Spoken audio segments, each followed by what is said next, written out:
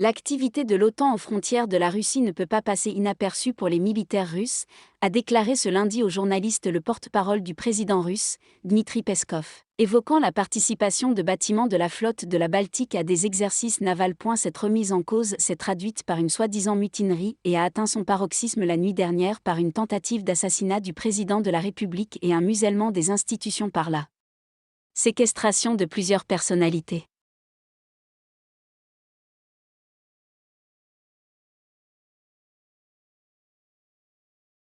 Cette remise en cause s'est traduite par une soi-disant mutinerie et a atteint son paroxysme la nuit dernière par une tentative d'assassinat du président de la République et un musellement des institutions par la séquestration de plusieurs personnalités.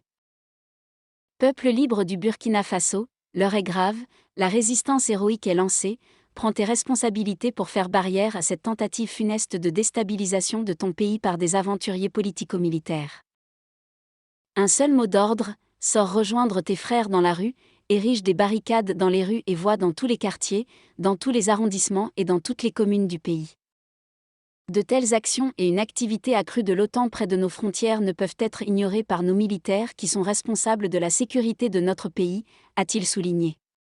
Quand on lui demandait si la participation de ces navires aux exercices pouvait être considérée comme une réaction au transfert de forces de l'OTAN en Europe de l'Est et dans les pays baltes, il a répondu que la question devait être formulée au ministère de la Défense.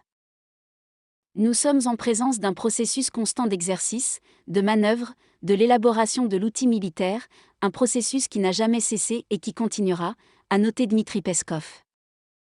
Le département de l'information de la flotte de la Baltique a précédemment déclaré qu'un détachement de bâtiments, composé des corvettes Stoïki et Soobrazitelny, avait quitté le port de Baltiske pour une traversée afin de participer à des exercices navals sous la direction du commandant en chef de la marine, l'amiral Nikolai Yevmenov, ainsi que pour assurer la présence et la démonstration du pavillon naval de la Russie dans différentes régions du monde. Cette ignominie ne passera pas.